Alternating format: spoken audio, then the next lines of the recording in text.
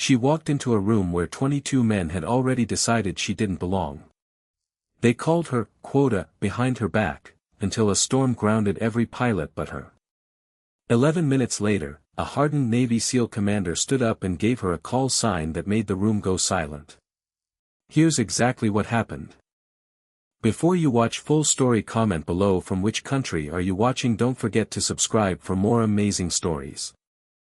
Lieutenant Commander Eva Reyes stepped off the transport plane onto the tarmac at Naval Air Station Lore, her duffel bag slung over one shoulder. The California sun was bright, the air smelled of jet fuel, and the hangar ahead buzzed with the noise of engines being tested. She had waited years for a posting like this. She had trained harder than almost anyone she knew to earn it. But the moment she walked through the hangar doors, she felt every eye in the room land on her at once, and she knew instantly that earning the posting and being accepted by it were two very different things. She was the newest addition to Strike Fighter Squadron 41. She was also the only woman in a ready room that held 22 pilots, most of whom had already decided who she was before she said a single word. The whispers started before she had even finished signing her paperwork at the front desk. She heard fragments of sentences meant to be quiet, but weren't quiet enough. Diversity hire. Higher political posting. Let's see how long she lasts. She kept her face calm. She had heard worse in flight school. She had heard worse from instructors who doubted her, from classmates who assumed she was there to fill a quota rather than to fly. She had learned slowly, and the hard way, that the best response to doubt was silence followed by proof. Commander Jake Holloway, the squadron's executive officer, did not bother lowering his voice at all. He stood near the briefing board with his arms crossed, watching her walk in, and said it loud enough for the entire room to hear. Well, let's see if the paperwork matches the pilot. A few pilots chuckled. Others looked down at their boots, uncomfortable, but silent. Eva set her duffel bag down slowly, met his eyes for just a moment, and said nothing at all. She had learned a long time ago that the people who talked the loudest before takeoff were often the quietest after landing. She would let her flying speak for her, the way it always had. Eva had grown up nowhere near an airfield. Her father drove a delivery truck for a produce distributor outside Fresno, and her mother worked double shifts at a hospital laundry service, and neither of them had ever set foot on a military base before their daughter did. The first time Eva saw a fighter jet up close was at an air show she'd begged her parents to take her to when she was 9 years old, standing behind a chain-link fence with her fingers hooked through the metal, watching an F-18 rip across the sky trailing a cone of vapor behind its wings. She didn't remember much else about that day, not the food stands, not the crowd, not even which squadron had been flying. She remembered the sound.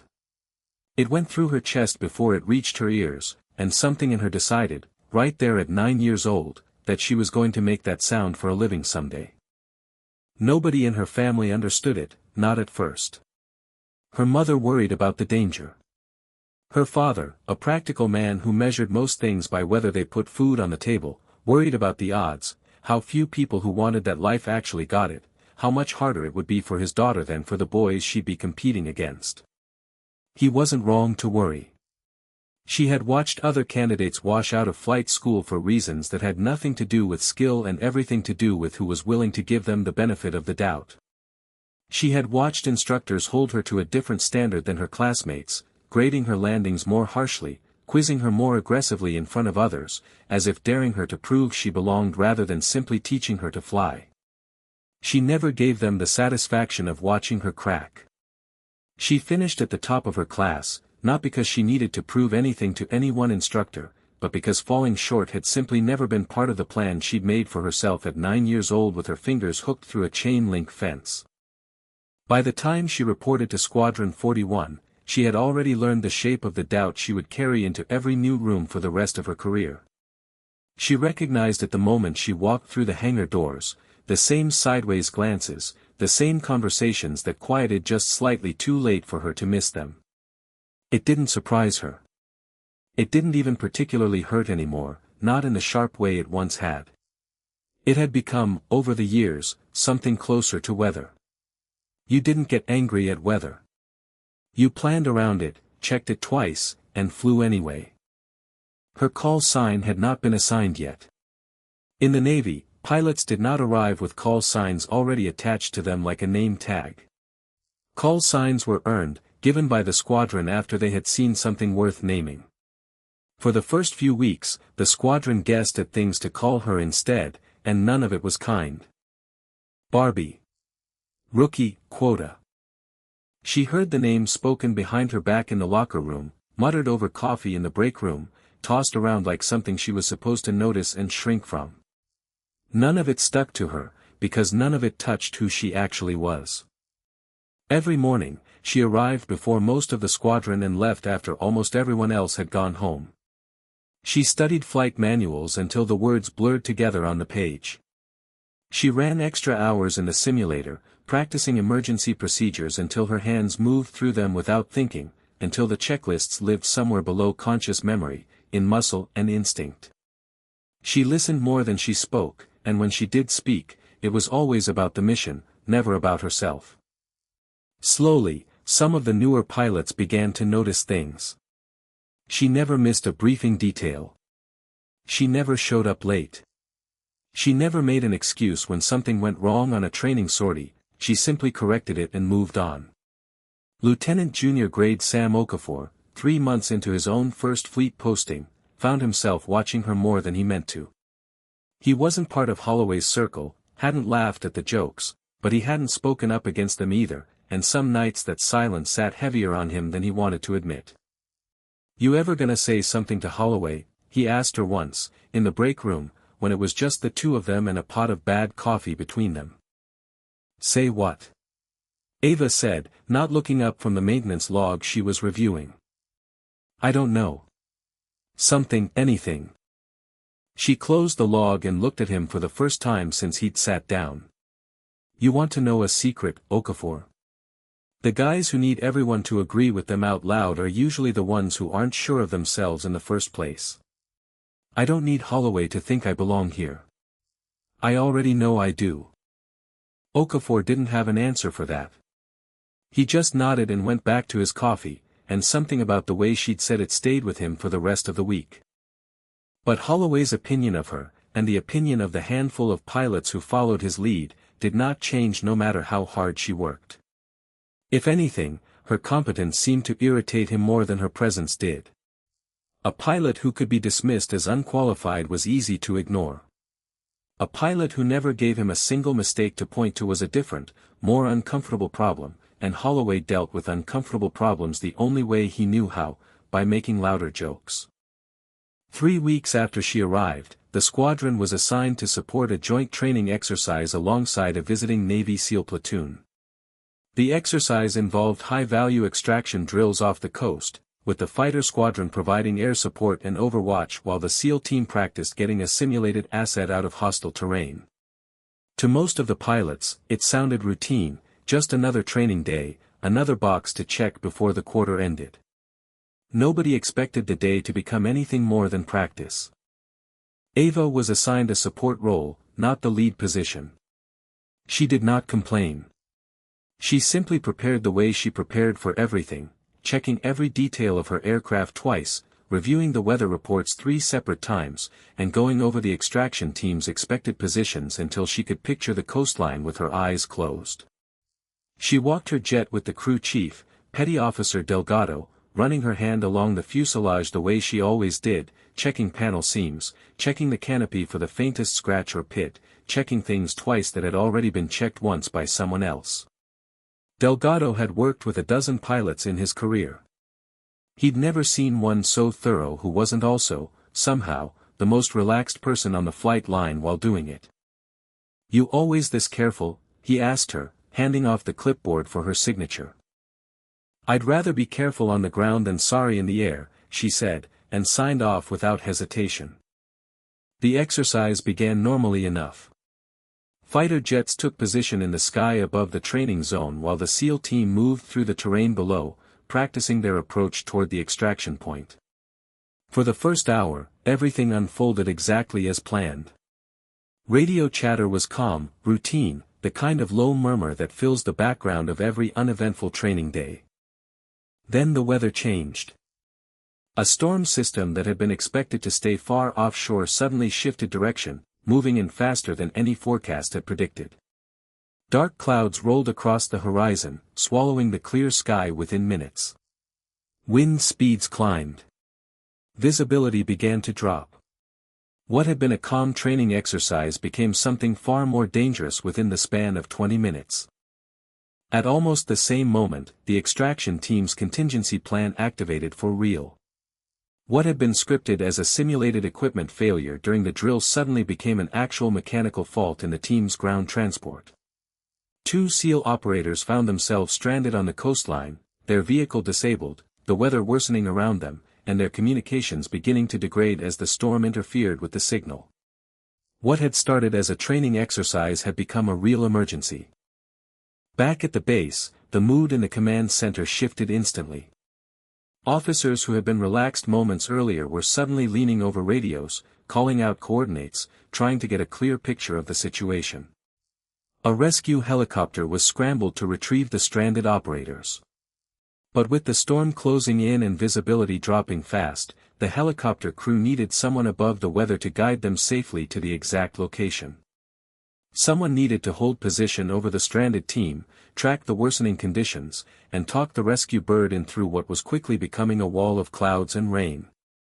Commander Holloway, who would normally have been the first pilot called for a mission like this, was grounded. His aircraft had a scratched canopy from an earlier taxiing incident, and it was not cleared to fly. 2 other senior pilots were out of position, too far from the coastline to reach the stranded team in time.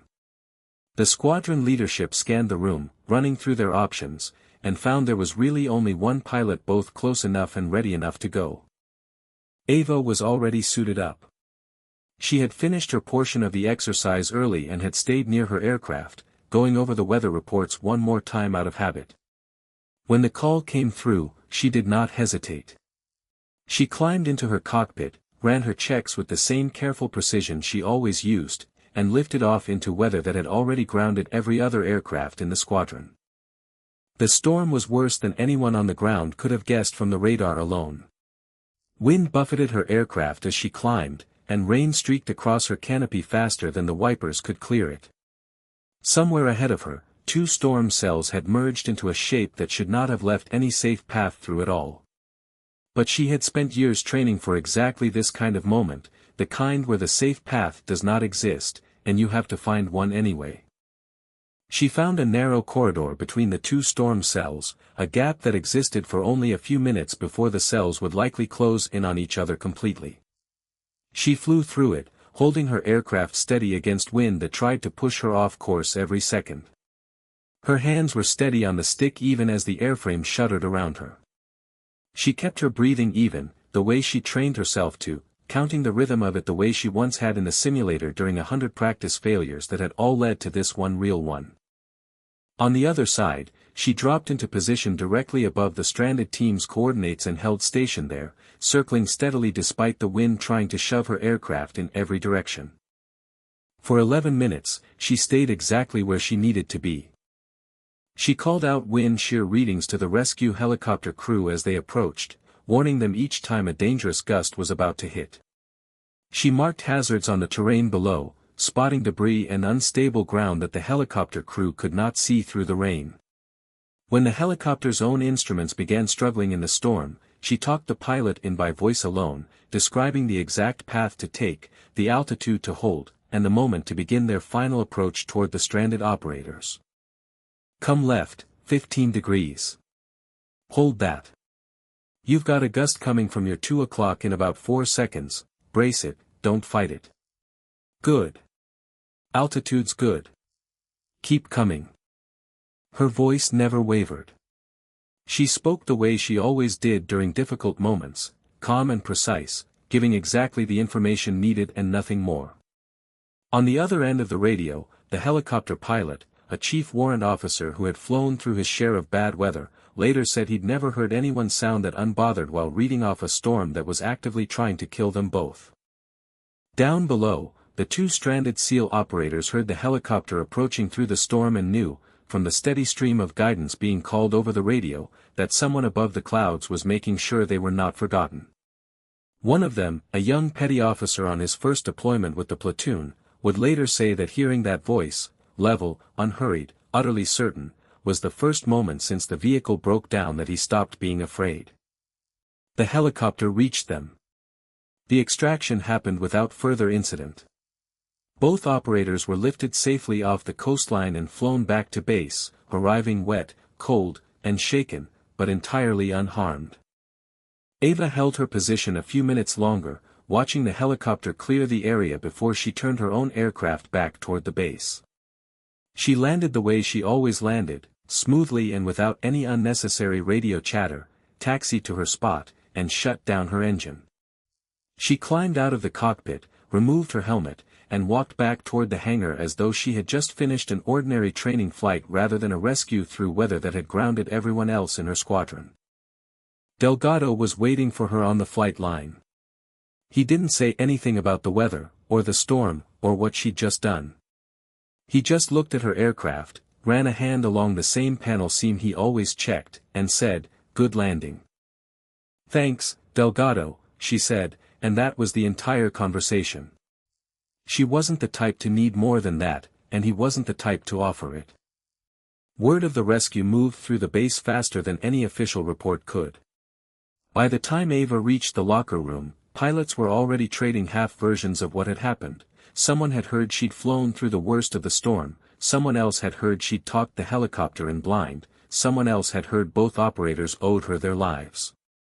None of the versions were entirely accurate. All of them were, in their own way, true. The following morning, the squadron gathered for a debrief on the previous day's exercise. The mood in the room was different than it had been in weeks. Word had already spread about the storm, the rescue, and the pilot who had flown when no one else could. Even so, most of the pilots who had mocked her for weeks were quiet, unsure exactly how to react to what had happened. Some wouldn't meet her eyes at all. Others kept glancing at her like they were trying to reconcile the woman they'd been calling Quota with the pilot who had just flown through a storm that had grounded a commander. Master Chief Daniel Voss, the SEAL platoon commander, walked into the debrief room himself. He was a broad-shouldered man with a weathered face and eyes that had seen more than most people in the room could imagine. He had reviewed the flight recording from the previous day before arriving, watching the entire rescue unfold from the cockpit's perspective, listening to every call made during those 11 minutes over the coastline. He stood at the front of the room and asked a simple question. Who was flying cover during the extraction? Someone in the back of the room answered quietly, almost hesitantly. It was the new pilot. The one they'd been calling. He stopped himself, realizing halfway through the sentence how it was going to sound out loud, in front of the man whose men had just been pulled off that coastline. Voss did not laugh.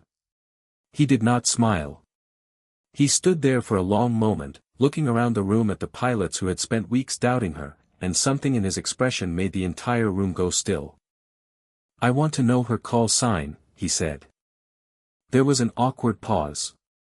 Someone finally admitted that she did not have one yet, that the squadron had not officially given her one, that the names used around her so far had only ever been mocking nicknames muttered behind her back.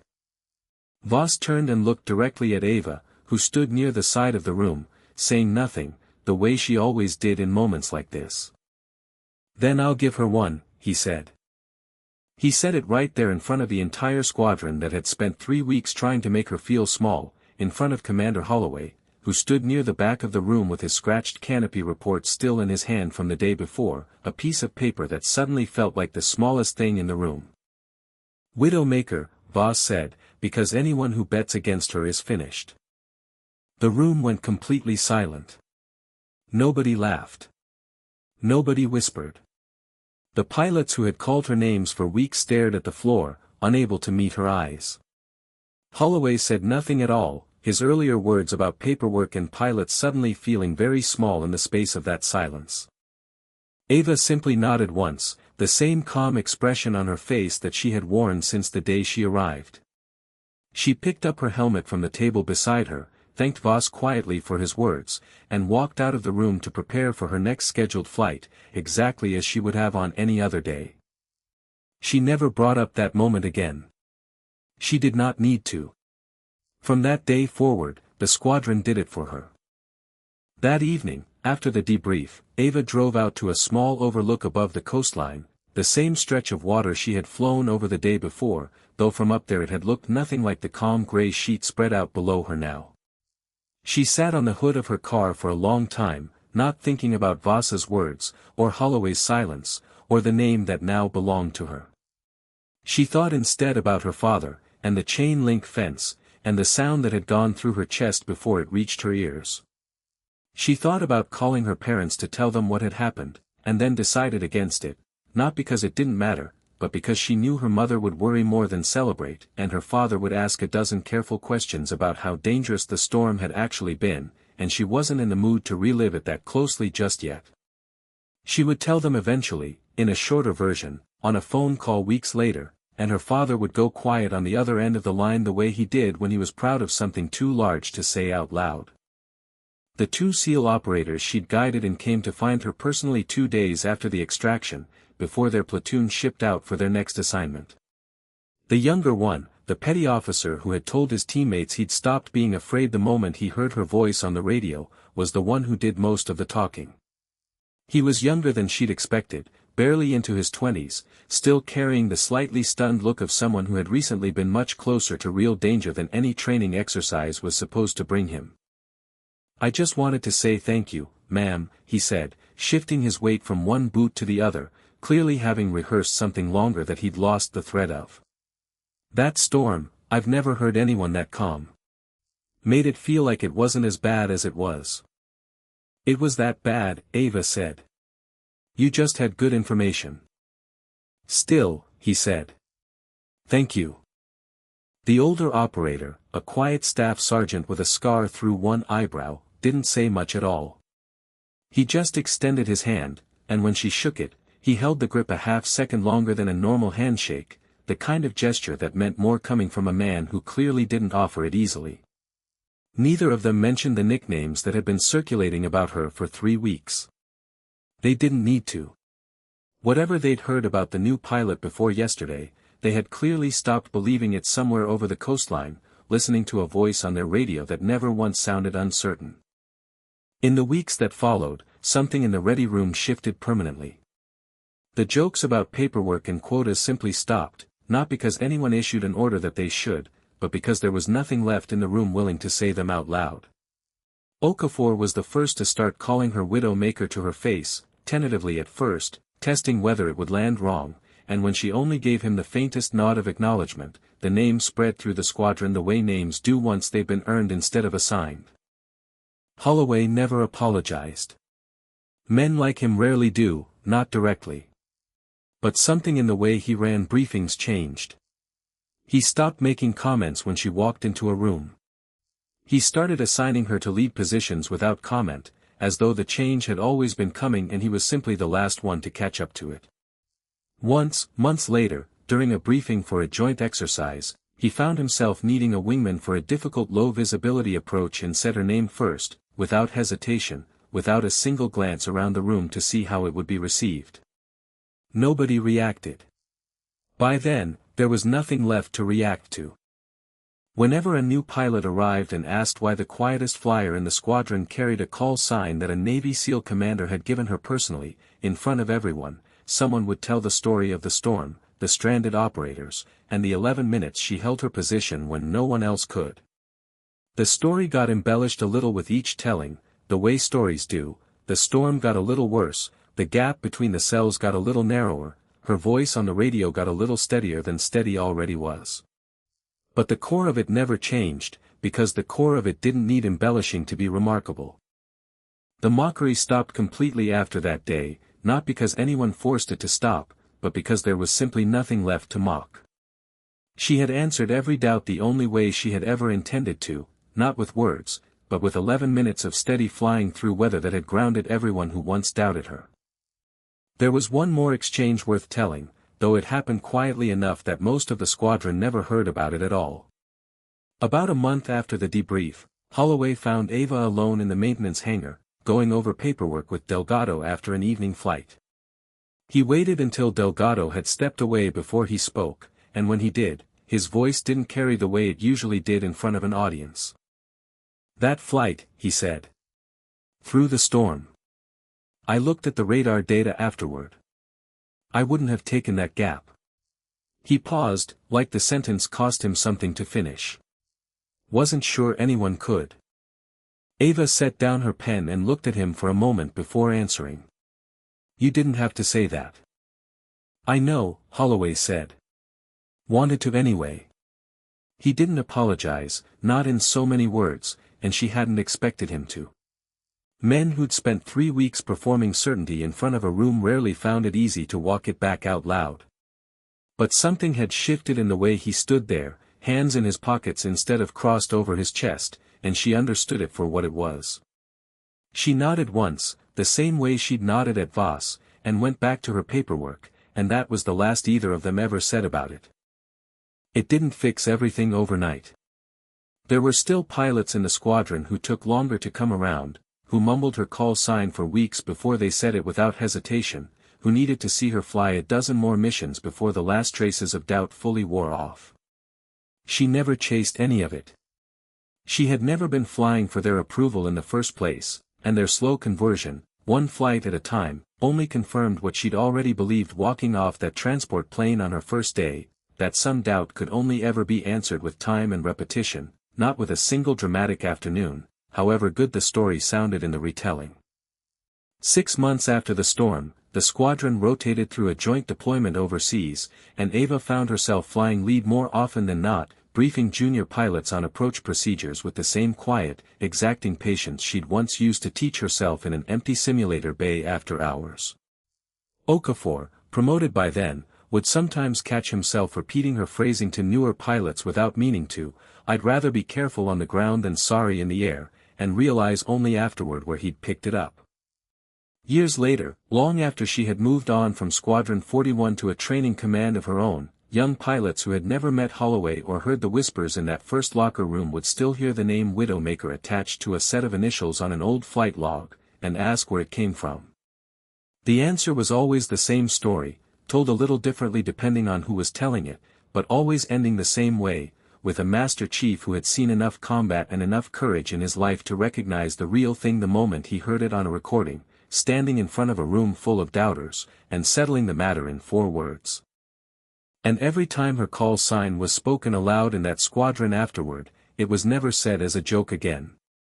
It was said the way Voss had said it that morning, with quiet respect, the kind that is only ever earned, and never given for free.